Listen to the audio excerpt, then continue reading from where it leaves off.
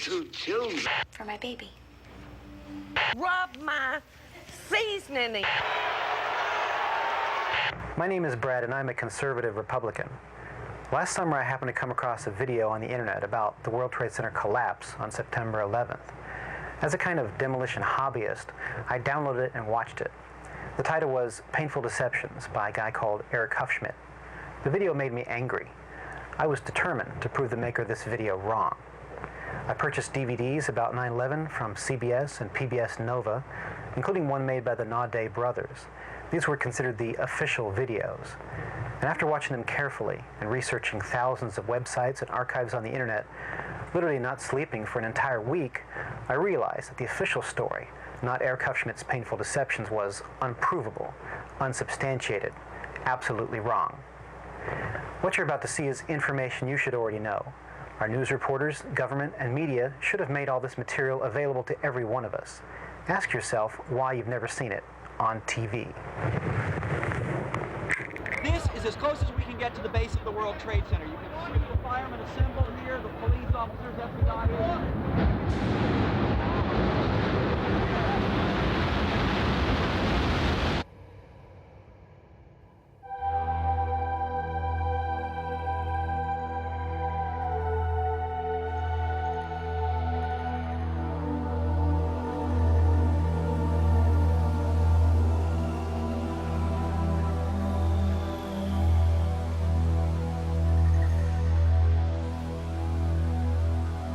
On September 11th, we learned that 4 passenger planes were hijacked and taken radically off course.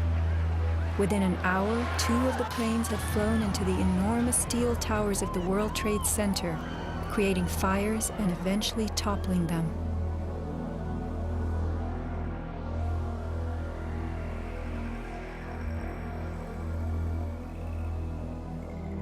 Dazed by the news, the American public soon believed the fires in the towers had burned so hot they caused the steel frames of the buildings to give way.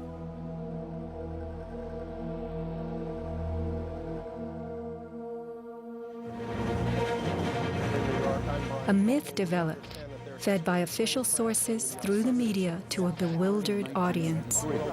So when it was attacked again, he immediately... Elements of the myth. The impact of the airplanes, gallons of burning jet fuel, steel melting, the buildings failing and suddenly imploding. In a mere 10 seconds, 110 stories hurtled earthward, pulverizing into dust. We ran to the building and went into the... Right from the start, on the street itself, the official story was born. Come out of nowhere and just scream right into the side of the Twin Tower, exploding through the other side. And then I witnessed both towers collapse, one first and then the second, mostly due to structural failure because the fire was just too intense.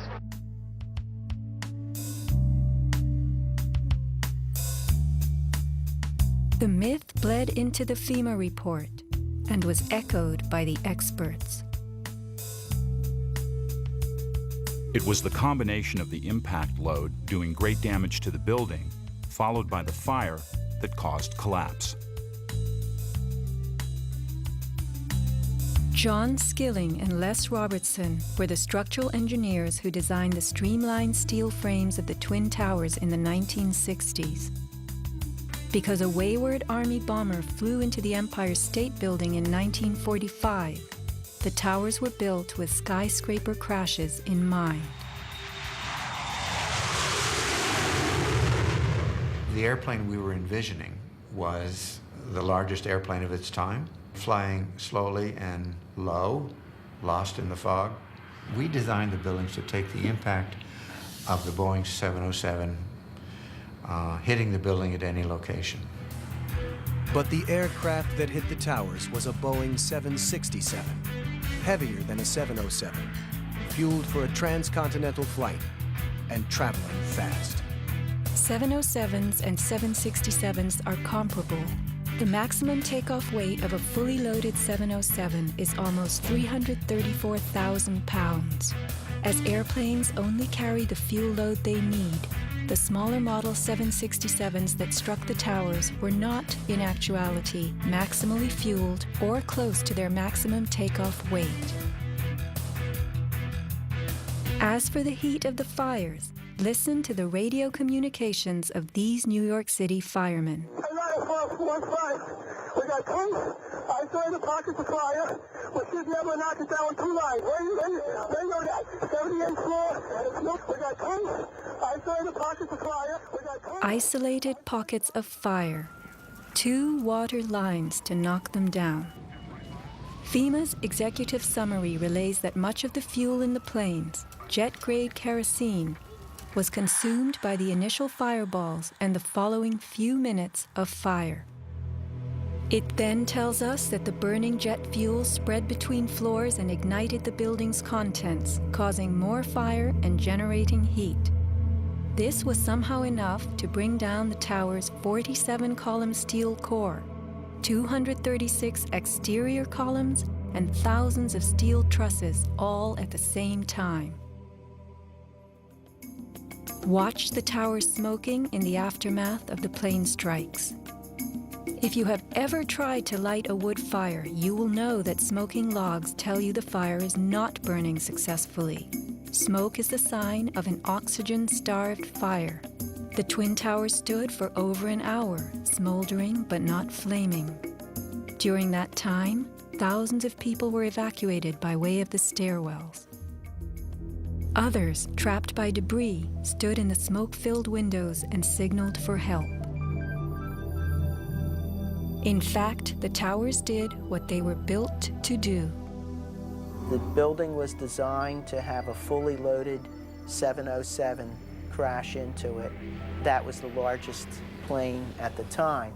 I believe that the building probably could sustain multiple impacts of jetliners because this structure is like the mosquito netting on your screen door, this intense grid, and the jet plane is just a pencil puncturing that screen netting. It really does nothing to the screen netting. The towers were built to withstand 140-mile-an-hour gusts produced by winter storms. Anyone in them on a windy day could feel them swaying. The single impact of a jetliner was no more of a blow than the continued battering of a hurricane. I was just putting my stuff away, and all of a sudden we heard a loud crash, and the building started shaking, kind of moving like a wave. New Yorkers were stunned 1 hour later when the first tower fell. To the best of my knowledge, the considerations of the fuel in the airplane in terms of an explosion or a great fire was not considered. Now, we were not responsible for that aspect of the design. Imagine building expressly for airplane impact, but never thinking of the fuel.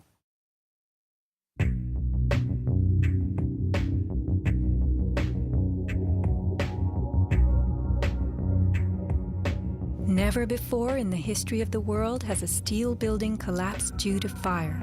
I have not seen, until recently, a protected steel structure that has collapsed in a fire. True infernos have raged hot and long in steel-framed buildings, but not one of the buildings ever came down. In 1975, the World Trade Center's North Tower suffered a nighttime fire that flamed for 3 hours, spreading vertically from floor to floor.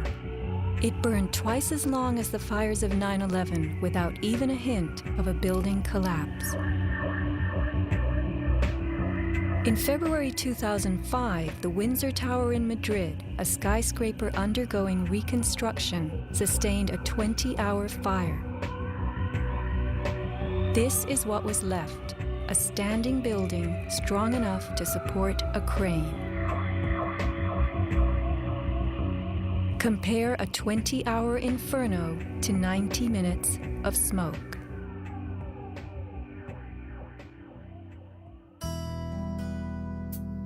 Why are buildings made of steel?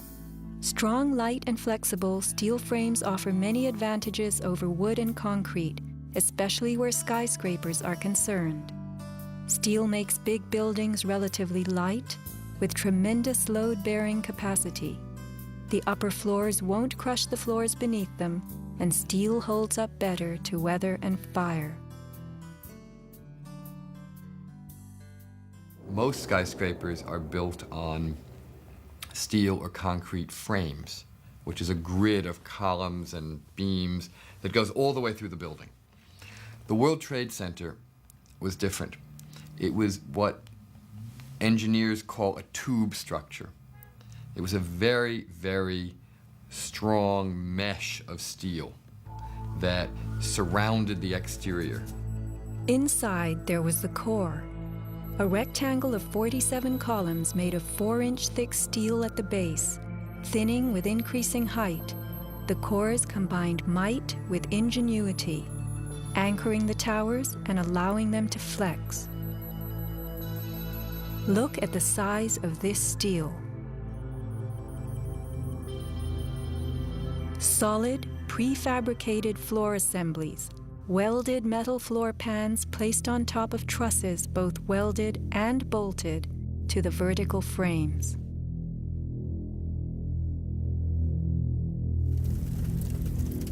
The story we were told.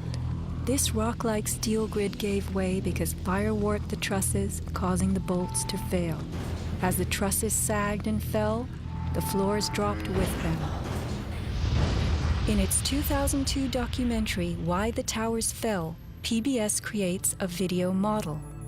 Once the trusses fail, the floors they were holding cascade down with a force too great to be withstood. The result is what's called a progressive collapse, as each floor pancakes down onto the one below. What remains standing? The tall, indestructible core. Why does PBS fail to explain the complete disappearance of the Twin Towers cores?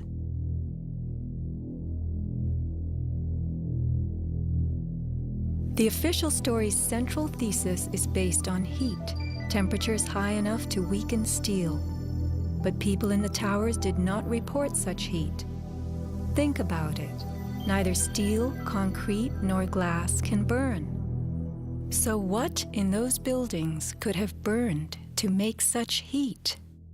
How do these firefighters describe the collapse of the North Tower? We started running, floor by floor, instead of popping out. It was if they had detonated. Yeah, if they were planned to take down a building. Boom, boom, boom, boom, boom, boom, boom. All the way down. I was watching it and running.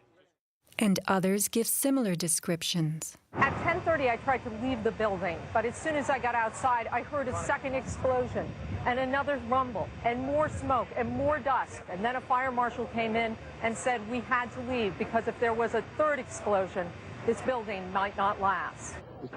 Like, it sounded like gunfire, you know, bang, bang, bang, bang, bang. And then all of a sudden, 3 big explosions. Started walking down the stairs, we made it to the 8th floor. Big explosion. Flew us back into the 8th floor. Do you know if it was an explosion or if it was a building collapse? To me, it sounded like an explosion, but it was a huge explosion. Chief Albert Turry told me that he was here after the events that took place this morning. He tried to get his men out as quickly as he could, but he said that there was another explosion which took place, and then an hour after there was another explosion in one of the towers here. So according to his theory, he thinks that there were actually devices that were planted in the building. Reports of bombs in the buildings, explosions. A CBS reporter to Dan Rather. But I was coming toward the World Trade Center looking for CBS crews and asked a firefighter if he saw any. All of a sudden, there was a roll, an explosion, and we could see coming at us a ball of flame stories high. Listen to the sound of a large explosion right before the South Tower begins to fall. This is as close as we can get to the base of the World Trade Center. You can see the firemen assembled here, the police officers, FBI.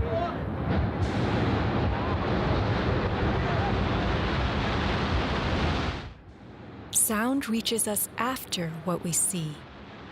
If the boom we just heard was the sound of the building collapsing, it would follow the collapse.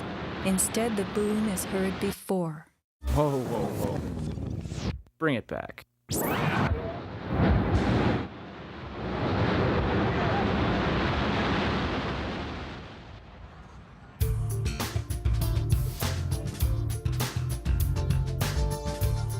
Let's consider the characteristics of steel. Steel is an alloy of iron containing added carbon for flexibility, workability, and strength. In the days of old, blacksmiths heated iron till it was red and pounded it for hours to form it. Horseshoes, knife blades, and plowshares were typical creations. Steel was introduced in the mid-1800s, and by the end of the century, with the advent of the blast furnace, found widespread commercial use. A blast furnace is known as a controlled environment. High temperatures are reached as oxygen is pumped into a closed space. How and when does steel melt? Steel melts at temperatures of 2,750 degrees Fahrenheit and above, attained only in a blast furnace or when a powerful incendiary such as thermite is used. Steel or any substance that is burned will never become hotter than the temperature of the fire or heat applied to it. An open-air hydrocarbon fire reaches a maximal temperature of some 1,200 degrees Fahrenheit in a dirty or uncontrolled burn, characterized by red-orange flames. Red-orange flames are what we saw on September 11th. Even the fireball caused by the plane strike was red-orange.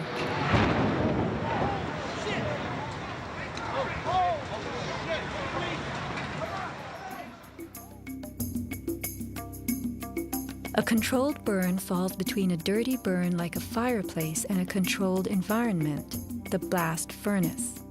A controlled burn employs a regulated mix of air and fuel, an example being your gas stove or the engine in your car.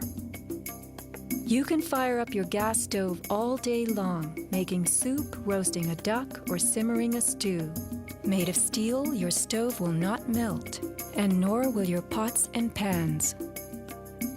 This is a kerosene heater designed for use in any ordinary house. The heater runs on jet-grade kerosene contained in this tank. Made of steel, the heater can operate all night and all day. The kerosene fumes ignite and burn inside it, never causing even the smallest part of this heater to weaken or melt. Yet we were led to believe that these tremendous buildings, framed in steel and surfaced in aluminum, totally collapsed from small scattered fires and 90 minutes of smoke. Take note of these hurtling beams, thrown laterally outward as the tower comes to earth. Would fire have the strength to eject such huge hunks of metal? MIT engineering professor Thomas Eager's 2001 paper is officially considered the academic standard for explaining the World Trade Center collapses. In it, he tells us that steel loses half its strength at 650 degrees Celsius, and that the fires that day did not get much hotter than this. He stresses, however, that the fires did not burn evenly. It was the uneven temperatures that caused the steel to deform and some of the floors to fail. These falling floors brought down the whole building. While it was impossible for the fuel-rich diffuse flame fire to burn at a temperature high enough to melt the steel, its quick ignition and intense heat caused the steel to lose at least half its strength and to deform, causing buckling or crippling. This weakening and deformation caused a few floors to fall, while the weight of the stories above them crushed the floors below, initiating a domino collapse. In plain language, straight from MIT.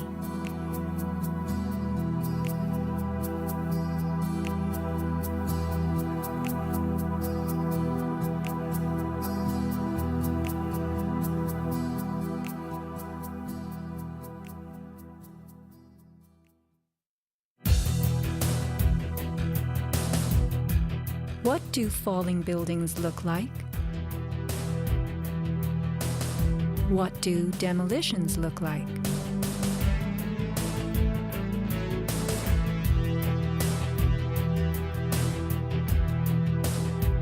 We are seeing typical implosions, characterized by gutting a building's base and then pulling it into itself. Computer-controlled sequencing fires the explosives in a rapid wave. Notice the jets of shooting concrete, the flashes, the pops, the caving of the buildings as they fall into their footprint, the tremendous, billowing clouds of dust.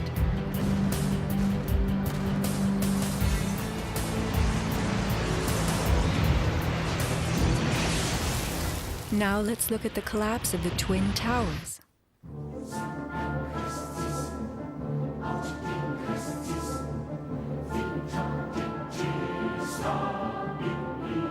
We are seeing explosions rather than implosions, a first in demolition history.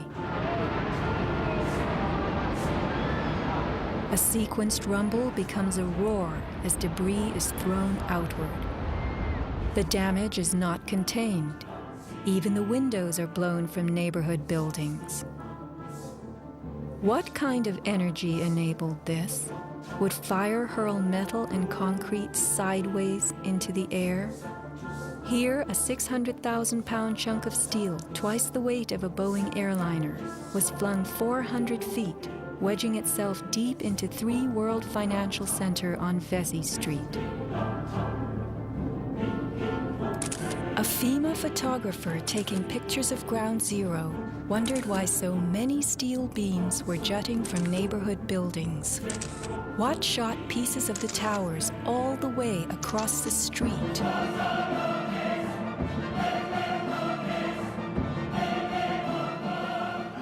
In April 2006, New Yorkers were distressed to learn that bone fragments, human remains from 9/11, had been found on the roof of the nearby Deutsche Bank building. And how, in God's name, did those fragments get there? It surprised me that there was still bone fragments or human remains that had not been discovered. How is it possible that after 5 years they're finally looking on the rooftops of the Deutsche building? I mean, that's crazy.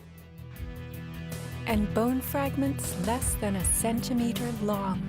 How could they be so small? So much to be explained. Why did the South Tower fall first when it was the second tower to be hit? Watch the top of Tower 2 leaning outward, about to topple. Then, suddenly, it disintegrates in midair. What causes this giant slab of steel and concrete to turn into dust before our eyes?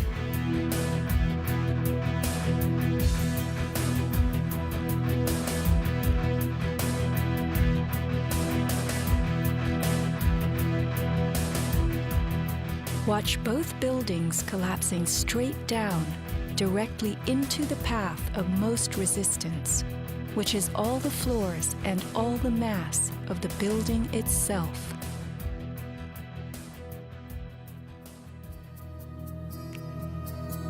The World Trade Center towers came down in approximately 10 seconds. Seismic data from Columbia University puts the North Tower collapse at about 8 seconds and the South Tower at approximately 10. Lynn Simpson, a survivor from the 89th floor of the North Tower, describes the site. And I saw the Trade Center literally collapse in upon itself floor by floor by floor, and it took seconds for it to happen. It was a massive building, and it just pancaked. 10 seconds. These are 110-story buildings coming to Earth at free fall speed, the rate at which an object drops through air. The lower floors would need to give way completely as the floors above them fell. Can a person walk through a closed door as quickly and smoothly as one that is open? A 10-second collapse means the upper floors encountered no resistance from the undamaged floors beneath them. Watch the demolition wave rushing straight down.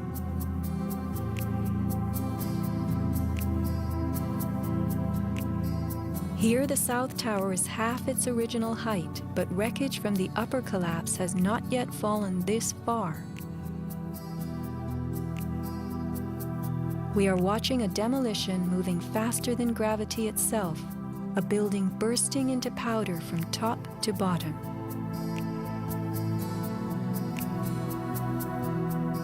Here, the core of the North Tower finally gives up.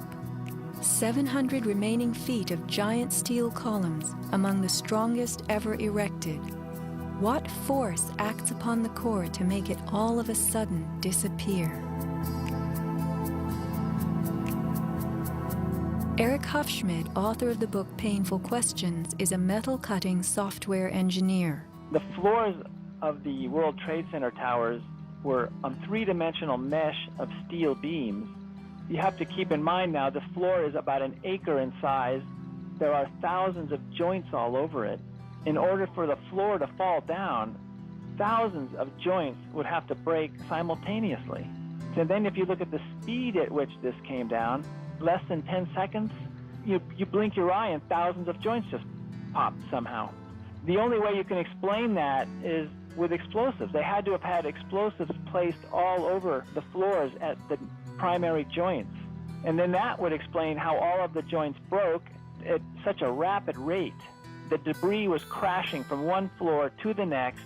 Debris cannot crash through steel and concrete floors as fast as it falls through the air, and there was no slowing. Explosives had to be breaking the joints ahead of the falling rubble, which is why the top half starts off collapsing slowly and then it starts picking up speed. This is a pancake collapse. Why don't we see piles of floors at ground zero?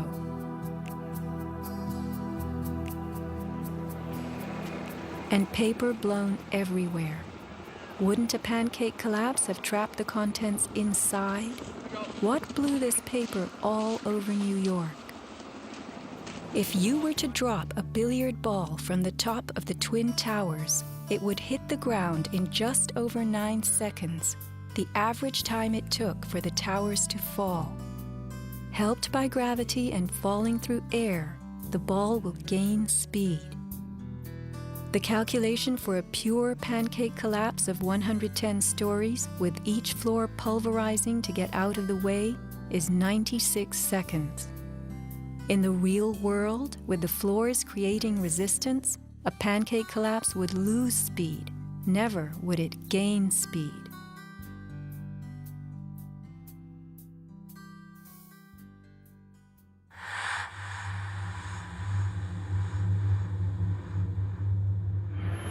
The airplane struck the towers high above the ground. But down in the lobby of the North Tower, marble facing flew off the walls, the windows shattered, all the glass blown out. Right away, a guy from the Port Authority told him the damage was somewhere above the 78th floor. But all you had to do was look around. It was obvious. Something had happened right there in the lobby. You just saw that all the windows were blown out. The lobby looked like the plane hit the lobby. Like the plane hit the lobby. What caused so much wreckage in the lobby? William Rodriguez, a maintenance employee at the World Trade Center and the last human being to exit the towers alive, describes a giant blast below his building. And all of a sudden, we heard an explosion. It was a huge explosion that came from under my feet, meaning that it came from the sub-levels between B2 and B3. And then there was a huge explosion at the top of the building. You could hear the difference from the bottom and all the way through the top. The one from the top, which was actually seconds after, was heard very far away. The one at the basement was pretty loud, and you felt your actual feet moving with the floor. The tremor that is sent through the floors, that the walls cracked and the false ceiling totally collapsed. And that's when a person named Felipe David came running into our office saying, "Explosion, explosion, explosion." And when I saw him, he has all his skin pulled from under his armpits and missing pieces on his face. An explosion deep down in the tower before the plane crash 95 floors above. Others lived to report enormous explosions below the towers. Construction worker Philip Morelli was in North Tower sub-basement 4 at the time of the first plane strike.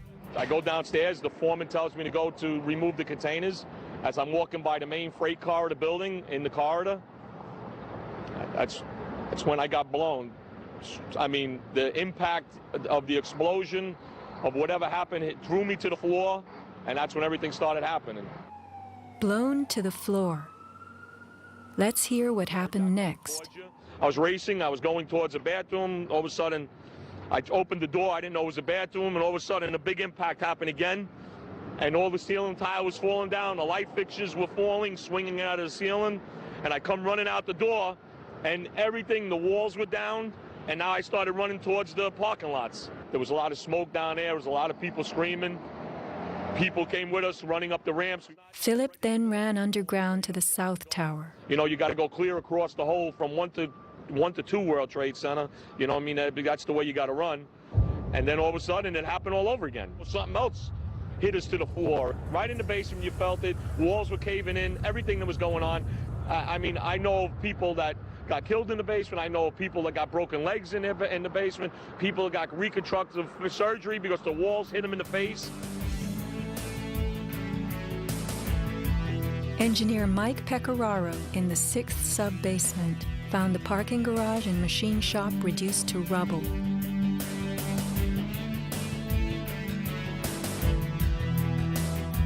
Rescue firemen and civilians spoke of hearing explosions throughout the towers.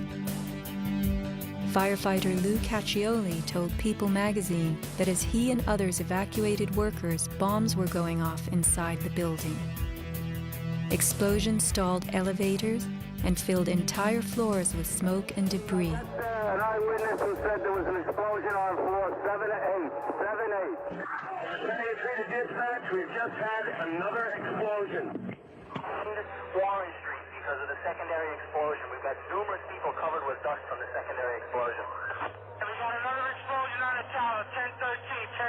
Tower 2 has had a major explosion and what appears to be a complete collapse surrounding the entire area. Who's involved in the secondary explosion?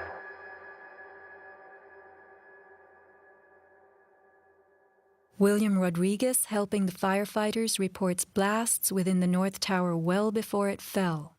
As I went up, I remember listening to small explosions on the upper floors, and these small explosions were not coming from the area of the impact. It was coming from lower floors. And when the second plane hit the South Tower, we heard boom. When we heard boom, inside our building, the North Tower, we heard pa pa pa pa pa pa pa pa. And on the security radio, we heard, we lost 65, meaning the 65th floor collapsed. And as we went down the stairwells, you could hear the actual collapsing inside the buildings. You heard rumble, you heard the cracking of the walls, I mean, pieces falling right next to us of the actual building.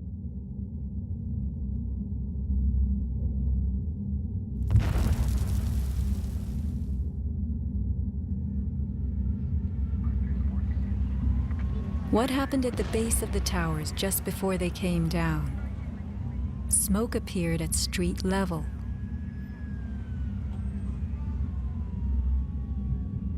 This video was shot from New Jersey. An explosion is heard as white smoke rises at the base of the building. Now people are gathering in large groups. In fact, at one corner, smoke was coming from the city. Folks stepping out of bodegas.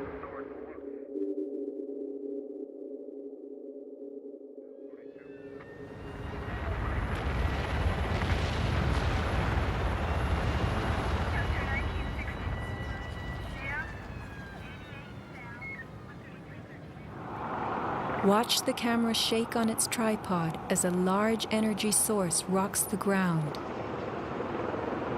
9 seconds later, the North Tower falls. I heard like an explosion and then a cracking type of noise.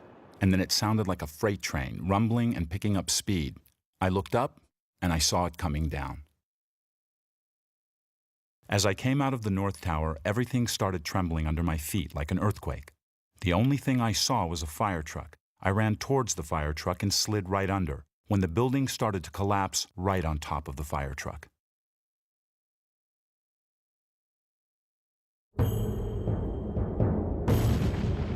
Across the Hudson River, Richard Siegel was filming an astonishing day. The sound meter of Richard's camera caught something very significant. Adjusted for the distance involved, as sound travels more slowly than what we see, the camera registered multiple explosions in the towers. Here is the South Tower record. Then the building fell.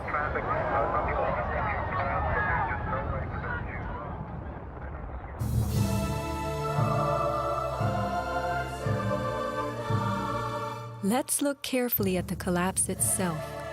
Notice the puffs of concrete issuing from the sides of the building well ahead of the collapse wave. Called squibs in demolition language, these are actual explosives, charges firing visibly through the exterior as gravity pulls the building down.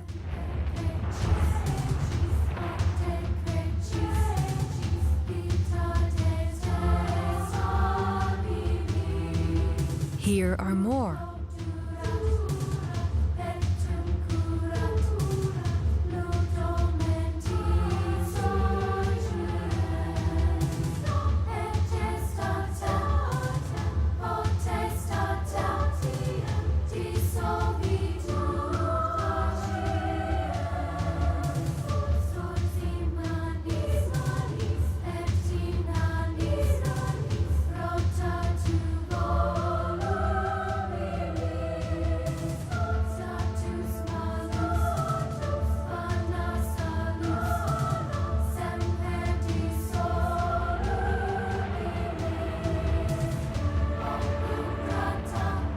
Shattering from the top, engulfed by banana peel plumes, these were no ordinary implosions. The Twin Towers each consisted of 3 multi-story buildings set on top of one another. To sustain the weight of so many floors, the sky lobbies had to be extra heavily reinforced. Watch a big squib coming from the sky lobby band.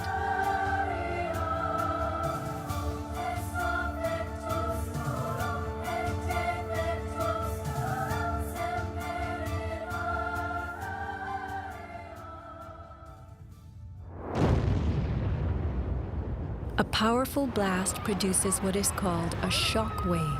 Explosions generate extremely high compressional waves that exceed the limits of surrounding air and space, creating a violent force.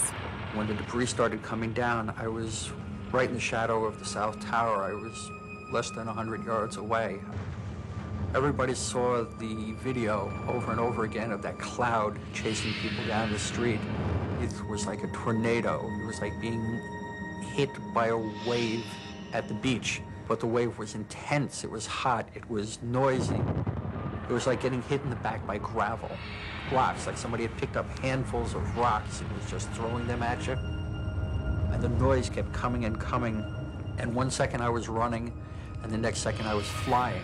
I was just, I had no control over my feet, no choice as to what direction I was going. I was in the air, and it seemed like I was being followed by this tornado of darkness. The South Tower fell first. This is the shockwave blast as it rocks the tower next door.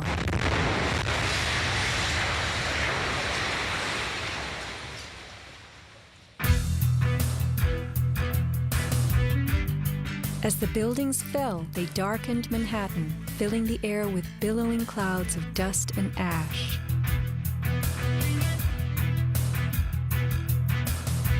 What produces these huge, scudding, cauliflower-like masses of slowly moving dust? True, a 110-story building has just been reduced to 1 million tons of rubble. But is there anything in our experience we can compare it to? A volcano.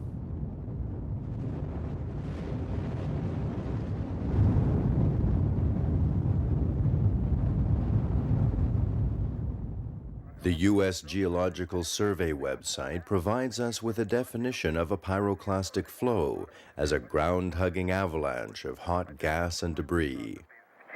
The rising gas chimney is clearly visible in this photo of the North Tower implosion with pyroclastic flows between buildings. The cauliflower shape of the debris clouds is a telltale sign of pyroclastic flows generated by massive explosions typical of volcanic eruptions and controlled demolitions. A pyroclastic surge can even flow over water as hot gases carry dust created by explosive energy. Here, the South Tower implosion creates a pyroclastic surge moving out over the Hudson River. A volcanic eruption produces exactly the same thick, scudding ash, heavy with debris, hugging the ground as it flows out from a tremendous internal explosion.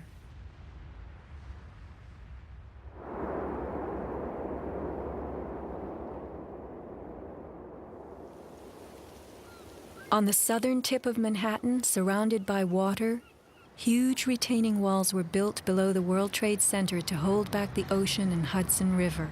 The bathtub, as it was called, held 7 levels of parking garages, maintenance rooms, and the New Jersey Path train station. After September 11th, the 3-foot-thick slurry walls were found to have shifted up to 18 inches inward. These walls are coming in. These walls hold back the river. So if these walls cave in, this place is going to get flooded out by the river. Let's think about this. A pancake collapse should have left the foundations in place. They had always borne the weight of 110 floors, but something happened in the sub-basements to disrupt them. All the collapse had gone down to track level, so we had 60, 70 feet of wall, totally unsupported. What kind of force could have dislodged so many stories deep underground?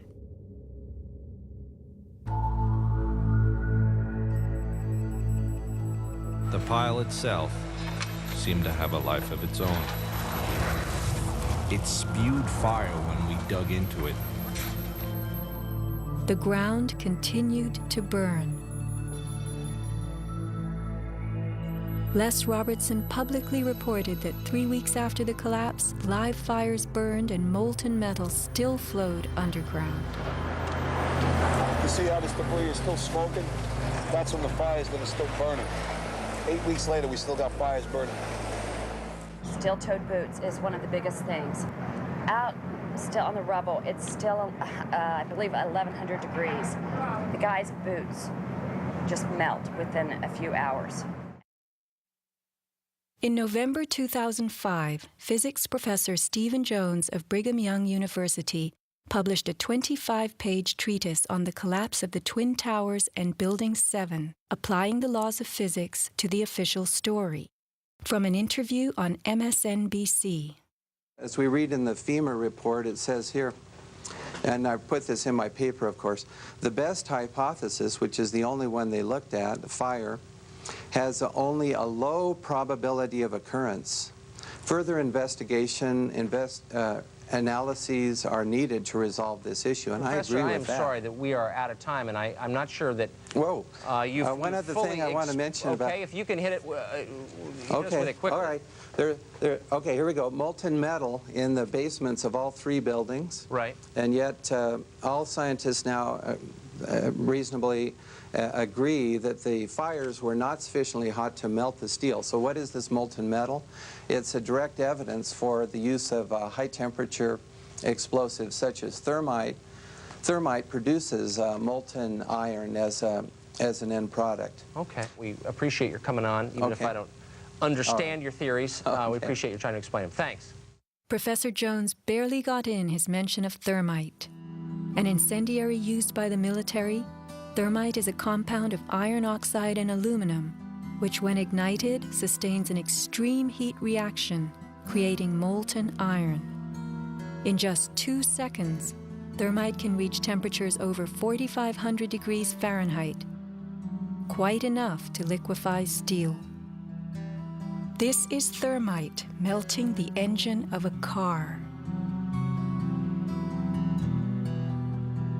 We know that open-air fires cannot burn hot enough to melt steel, but metal had melted at the base of the towers.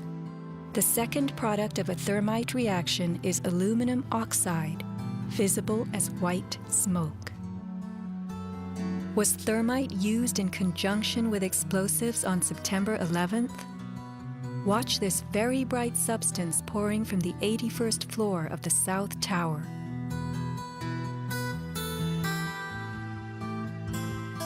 And white smoke appeared at the base of the building. Would this be aluminum oxide, the byproduct of a thermite reaction? Appendix C of the FEMA report describes sulfur residues on the World Trade Center steel. The New York Times called this the deepest mystery of all. Sulfur slightly lowers the melting point of iron, and iron oxide and iron sulfide had formed on the surface of the structural steel. Sulfur used with thermite is called thermate, producing even faster results.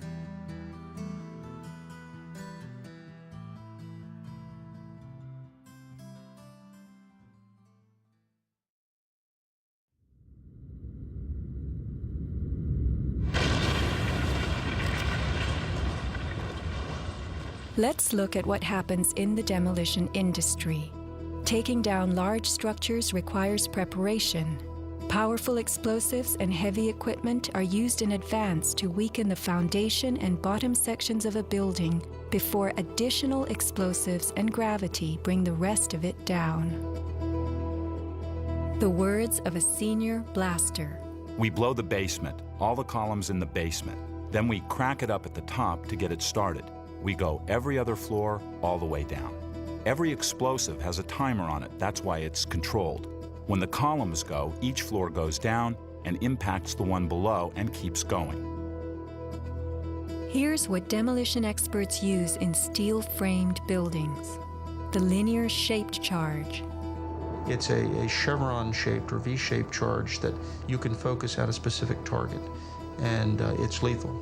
It generates around 3 million pounds per square inch pressure at a speed, depending on the explosive inside the shaped charge, in excess of 27,000 feet per second. Besides the unfathomably powerful shaped charge, blasters have a lot of tricks. There are over 1,000 different types of explosive. Different because they detonate at varying speeds. This is detonating cord, and this burns at about 21,000 feet per second. Comes in all colors, pastels too. With the use of delays, we can control pretty much where the debris lands. We can control vibration. We can control noise levels. Timing and delays are the key to just about everything in our business.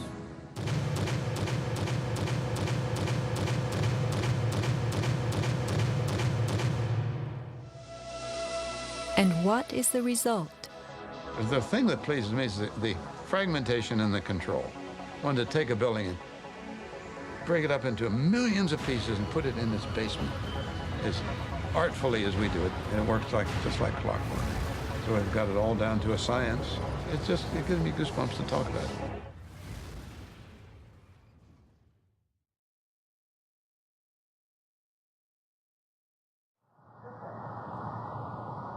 Were the underground explosions intended to blow out the Twin Towers' basements, followed by blasts heard inside the buildings of shaped charges slicing the core? The secondary explosion. We've got numerous people covered with dust from the secondary explosion. Demolition pre-weakening usually takes place well in advance of the final blast, but at the World Trade Center, critical prep work might have had to occur in a very compressed time frame in the panicked aftermath of the plane strikes.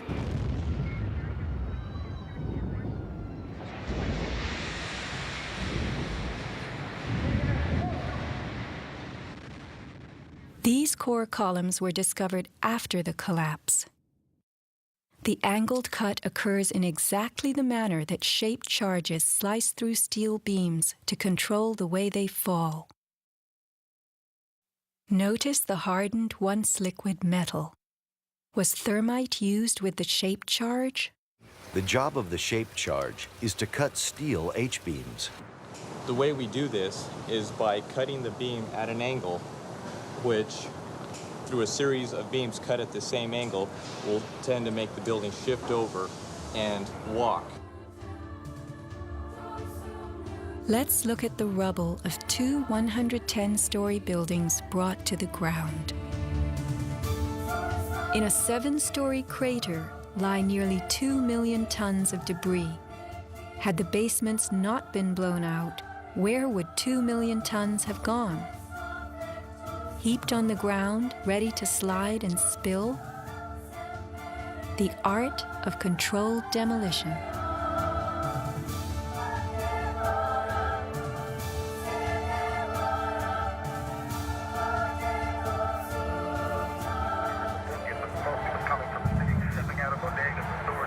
Remember the pre-collapse and mid-collapse explosions caught by Richard Siegel's camera on the Jersey Shore? Were these the blasts that took out the core and upper basements?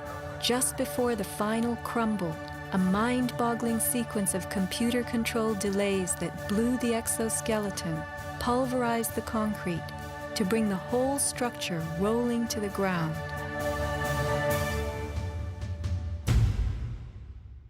Was this the story of that day? Inside our building, the North Tower, we heard pa pa pa pa pa pa pa pa pa. And on the coming from the city, folks stepping out of bodegas and stores for work.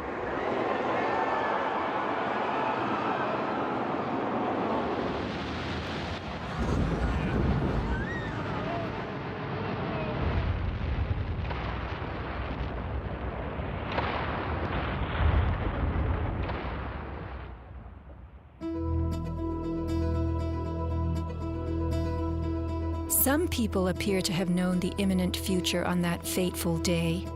FEMA had arrived in New York on Monday night, ready for a bioterror drill. Spokesman Tom Kenny to Dan Rather. To be honest with you, we arrived on late Monday night and went into action on Tuesday morning. And not until today did we get a full opportunity to work the entire site other than the spot at Church and Day to which we were deployed. And Rudy Giuliani, mayor of New York, tells ABC's Peter Jennings that he was aware the towers would be coming down.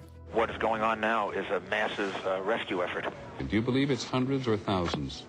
I really don't want to say right now, Peter. I think it's going to be a horrible number. I saw people jumping out of the World Trade Center. I saw some of the firefighters who I know going into the building. And we were in a building in which we were trapped for about 10, 15 minutes. And we set up headquarters at 75 Barclay Street, which was right there with the police commissioner, the fire commissioner, the head of emergency management. And we were operating out of there when we were told that the World Trade Center was going to collapse. The World Trade Center was going to collapse. It was going to collapse. It was going to collapse. Similarly, Larry Silverstein, new leaseholder of the World Trade Center, regretfully declared that a decision was made to pull Building 7 by the end of the day, the last structure added to the World Trade Center complex. Let's hear Mr. Silverstein's actual words, delivered for our benefit in the 2002 PBS documentary America Rebuilds. I remember getting a call from the fire department commander telling me that they were not sure they were going to be able to contain the fire. And I said, you know, we've had such terrible loss of life. Maybe the smartest thing to do is pull it.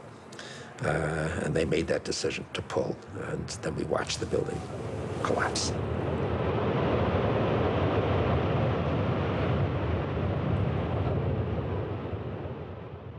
Blast, shoot, blow, and pull are terms used in the demolition industry to refer to bringing down buildings, bridges, and other structures. Because I actually blew the hospital down that I was born in. Originally, we had figured to shoot it, let it drop straight down. Then, watch Demolition Dynamics attempt a big blast. And from Ground Zero's own post-disaster wrecking crew.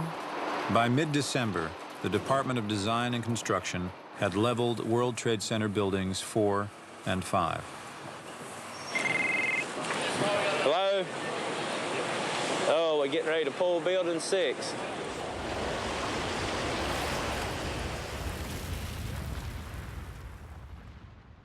Silverstein, a commercial real estate tycoon with international political connections, acquired a 99-year lease on the World Trade Center complex in the spring of 2001.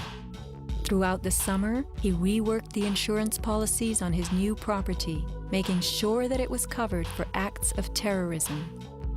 Explicit in the lease agreement was Silverstein's right to rebuild the complex if it were destroyed.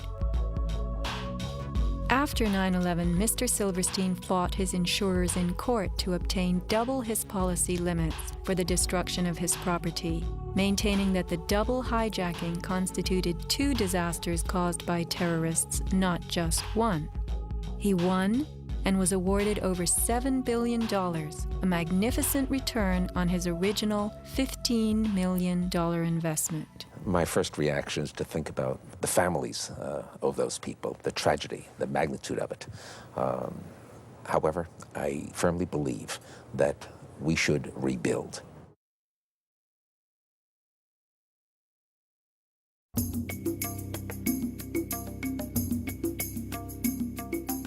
Just in the last few seconds, another building, building number 7, one of the buildings in support of the World Trade Center towers, has collapsed.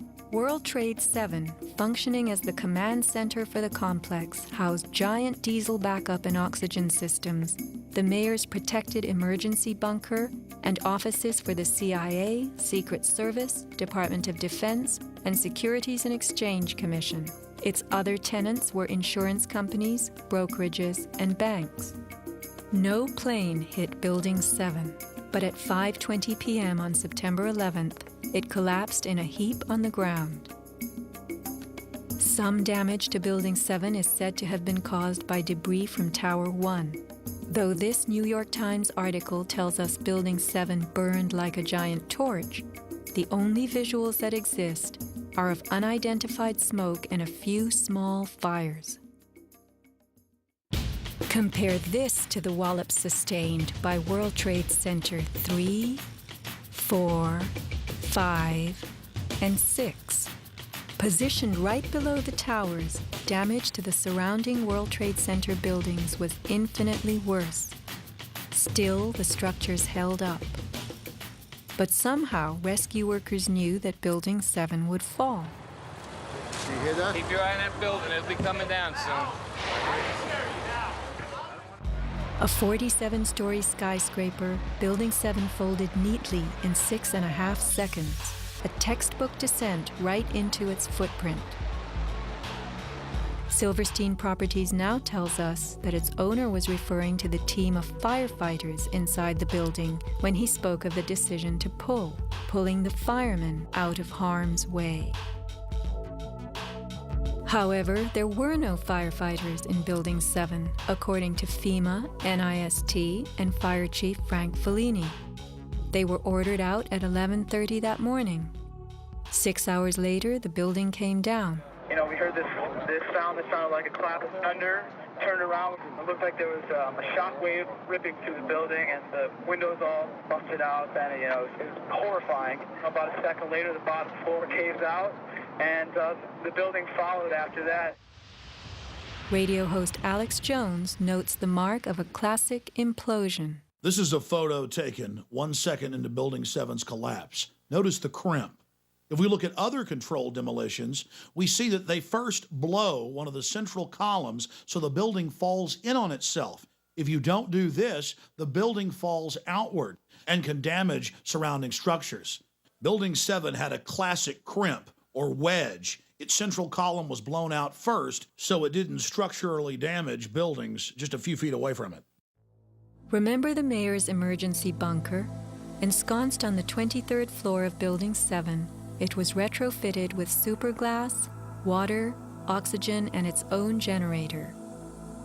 But Mayor Giuliani chose to find emergency shelter elsewhere on September 11th.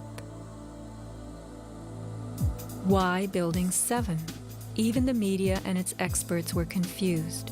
The History Channel interviews structural engineer Ramon Gilsans, who points out the obvious crimp and even speaks of the implosion. Engineers are not just focusing on the Twin Towers. The most disturbing structural event was not that the Twin Towers fell, but that Tower 7, ignited by flying debris, fell due to fire alone. Building 7 was a steel frame building, and is the first steel frame building that has collapsed due to fire. The failure of the building was an implosion, so it failed completely different than Towers 1 and 2, in which the floors failed first. Why Building 7? Let's ask the question again. As the WTC Command Center, was it the hub for the 9/11 plan?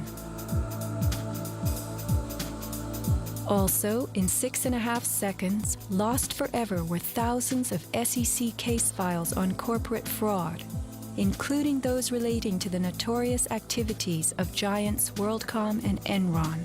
A few indictments for stock fraud, but what of the $70 billion California electricity swindle? It disappeared.